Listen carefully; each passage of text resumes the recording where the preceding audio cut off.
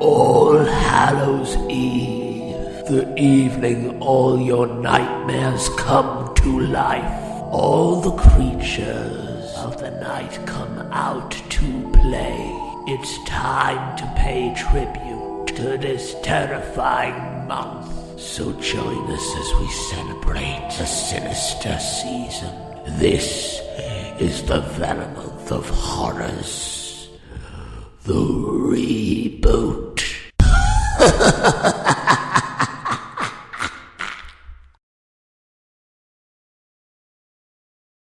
M. Night Shyamalan is a weird creation sent to us from the heaven above, isn't he? On one hand, he has an incredible talent for writing brilliantly thought out dialogue, shooting scenes with intense vision, and truly capturing the emotions and feelings in a film with simple and subtle colour indicators. On the other hand, he created an entire gimmick of plot twists that a million other movies have tried to copy since then and miserably failed. Oh my god. Maybe this is like The Sixth Sense and we're the ones who are really dead. Although a plot twist can be dealt with nicely like the others, very often a twist can be perceived as good just because it was unforeseeable. Just because you didn't see it coming, does that really make it good? In regards to Shyamalan's constant plot twists, Michael Agar from Slate magazine claimed, M. Night is following an uncomfortable pattern of making fragile, sealed-off movies that fell apart when exposed to outside logic. I can't really argue with that. So that brings us on to the movie that made M. Night Shyamalan a worldwide name. The Sixth Sense is a supernatural horror thriller film released on August the 6th, 1999, which just so happens to be M. Night Shyamalan's birthday. Coincidence, I'm sure. It follows a child psychologist in Philadelphia called Malcolm Crowe, played by Bruce Willis, who's about to get some nookie until he gets shot by one of his patients and quite literally has to die hard. The patient, called Vincent, played by an unrecognisable Donnie Wahlberg, follows up by shooting himself afterwards. A year later, Malcolm begins to work with a boy named Cole, played by Haley Joel Osment. The relationship grows with time before Cole confides in Malcolm that he can actually see spirits. I don't get what the big deal is. I see spirits all the time. See? A little reluctant to believe him, however, Malcolm is soon convinced otherwise and tries to help the boy. Cole is sought help by one particular girl who wants to show her father that she was poisoned by her own mother before she could pass on to the other side. I don't belong on the other side. Jesus Christ, I'm only 29. During all of this, Cole is obviously the outcast at school and thought of as the weirdo. He's heavily bullied, including by teachers, whilst putting up with torment from the afterlife, and Malcolm's marriage is also slowly deteriorating as well. Eventually, we get to the famous plot twist that we all know and love, where it turns out that Malcolm was actually killed at the start of the film and he's been a ghost this entire time. I can't believe it. Bruce Willis is a ghost. I'm shocked. Did you see that coming? No, not a clue. Doctor's help. He lets his sleeping wife know that he loves her before finally moving on. Which is ironic because Bruce Willis was offered the lead role in the movie Ghost and he turned it down because, and I quote, "Nobody's gonna wanna watch a movie where the main character is dead for half the film." Shyamalan pitched the movie as a cross between The Exorcist and Ordinary People. He also confesses that it was inspired by an episode of Are You Afraid of the Dark called The Tale of the Dream Girl. When David Vogel, who was president of Walt Disney Studio Production at the time, read M. Night's initial script, he loved it immediately. He didn't even legally obtain approval before buying the rights to the screenplay for $3 million under the agreement that Shyamalan could direct. Disney would later fire David Vogel not too long after. Disney themselves had no confidence in the project and quickly sold the production to Spyglass Entertainment. They did, however, retain the rights to 12.5% of the box office revenue. M. Night had actually written the character of Malcolm specifically with Bruce Willis in mind and got his wish. Bruce was actually in debt to Disney at the time after shutting down another production by firing the director, so this was a favour to them, as well as him taking half of his usual salary for doing so, which was $10 million. $10 million was half of his usual salary. Michael Cera had his first ever film audition for the part of Cole but didn't get it. Liam Aiken was offered it but turned it down. Haley Joel Osment got the role because Shyamalan asked him, "Have you read your part?" "I read it 3 times. "Wow, you read your part 3 times? "No, I read the script 3 times. In the early drafts, Malcolm was actually a crime scene photographer rather than a child psychologist, and I think I speak for all of us when I say, thank God it was changed. When preparing for the opening role of Vincent Gray, Donnie Wahlberg had to lose 43 pounds, and he really nails the performance, although he kinda looks like a reject extra from Gummo. But what really annoys me, when this film came out, everyone went crazy for the plot twist. Nobody saw it coming, great twist, greatest movie twist of all time. But I guarantee, now, if you ask anybody about The Sixth Sense, everybody will always say, yeah, I saw it coming, I called it in the cinema, I predicted it before it happened. No, you didn't. I hear it all the time. Everyone I know, I ask about the movie, yeah, I saw it coming. No, you didn't. If you saw it coming, the movie would not have been such a success based on the plot twist alone. But regardless, ignoring the ending for the time being, let's just look at the film itself beforehand. Personally, I think the film is very good. It features some of the best acting I've ever seen, especially from Osment, who is one of the greatest child actors I have ever watched in my life. Don't get me wrong, Bruce Willis's Malcolm is tremendous, with some bad delivery here and there. Vincent, I'm sorry if I didn't help you. But if you just let me try. But he does a good job anyway and keeps it subtle. There's also a scene where Malcolm is circling notes in his files. In reality, Bruce Willis is actually left-handed, but he had to learn to write with his right hand so that the audience wouldn't notice that he wasn't wearing his wedding ring anymore. Clever bastard! Yeah.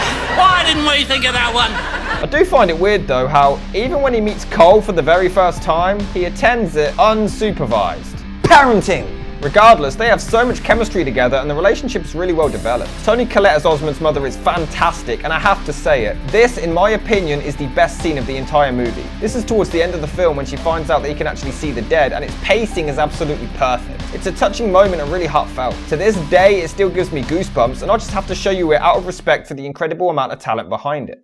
Grandma comes to visit me sometimes. Cole, that's very wrong. Grandma's gone, you know that. I know. She wanted me to tell you. Cole, please She wanted me to tell you she saw you dance. The film does a great job building the tension and suspense, so when the creepy moments happen, it really hits hard and works so well. Tiny little details like Cole seeing his breath to indicate the cold is very cleverly done. M. Night also used the colour red to signify whenever the dead was crossing over with the living. Any scene where there's red in is when there's a ghost around or about to show up. It's subtle, but it's there. The imagery grows slowly but really strongly, and it's so dark and graphic, but so good. People can mock Shyamalan all they want, but the dialogue in this film is impeccable and so well thought out. It's all very human, but so detailed and really effective at the same time. You ever feel the prickly things on the back of your neck? Yes. And the tiny hairs on your arm, you know, when they stand up. Yes.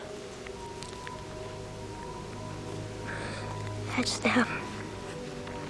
You really feel sorry for Cole. The bullies, one of which is the little shitbag who brought us Jurassic Park 3, Fuck you. locks him in a cupboard with a ghost and traumatizes him further. It's difficult to watch, but you really sympathize with this character.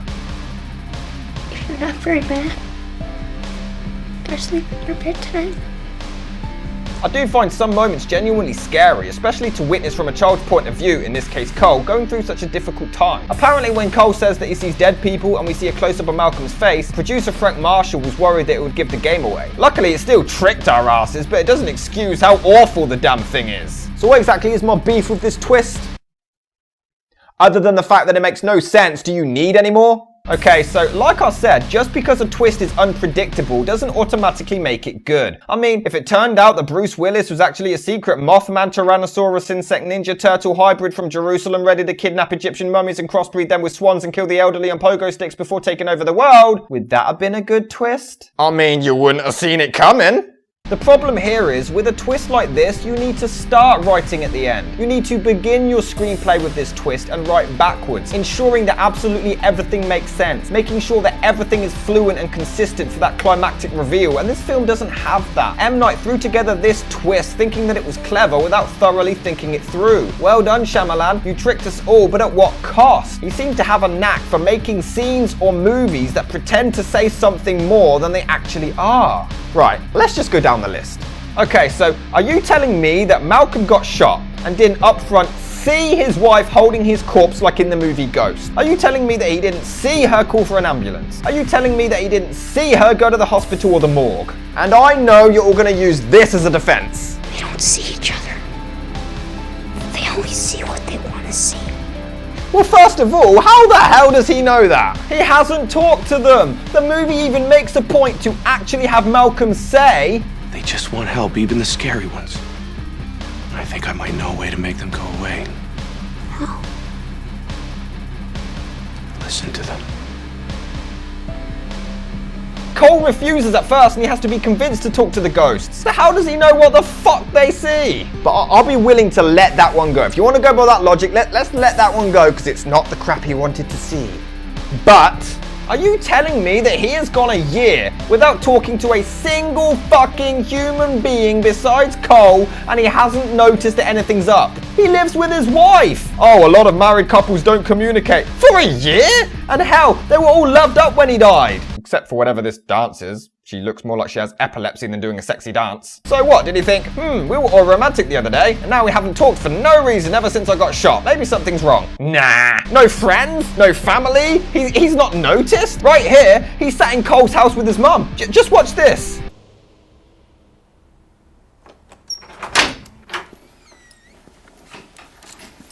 What were they doing? Are you telling me Malcolm just sat there in complete silence with her the entire time just waiting? Or that maybe he tried to talk to her, got no response or even acknowledgement of existence, and he didn't even question it? He's working with a child and he hasn't even tried to talk to his fucking mother? In fact, wait a minute. Later that very same scene, Cole's mother leaves them both alone together. Now, this is a very, very long scene, and I'm not insulting the pacing whatsoever. It's paced incredibly well. I'm just saying, well, first of all, she never comes back in during this insanely long sequence, and even then she doesn't once hear Cole talking to himself. In fact, wait, how come during the entire movie Cole doesn't see his own breath? He's hanging around Bruce Willis like shit on a blanket. He doesn't see his breath. Oh, I know what you're gonna say. They get mad.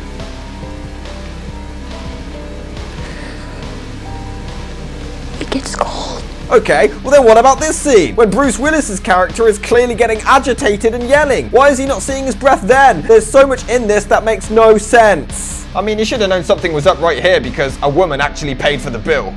Ridiculous. It would have been better if she didn't actually look directly at him. Hang on, he even receives more work. Look, he gets paperwork for a new job. Who's hiring him? Casper? Who's giving him work if he's dead? Bill Murray? All the other ghosts that Cole sees, they bear the wounds they received when they died. So how come Malcolm doesn't have his until after he finds out that he's a fucking ghost? That has nothing to do with what he sees, it's Cole's perception. And Cole sees the blood and guts and wounds on all of them, so why not him? They're also usually in the same clothes that they die in, yet Malcolm is able to change his. In fact, good job, M. Night. Many people had to watch the film a second time to catch all of the hints, and some have said, oh yes, if you notice, Malcolm doesn't actually interact with anything. But yes, he does! Yes, he does! He interacts with his paperwork, he sits down, he interacts with doors, he interacts with pens and paper, his bag, he interacts with his voice recorder in a vital part of the plot. How can he interact with a recorder if he's dead?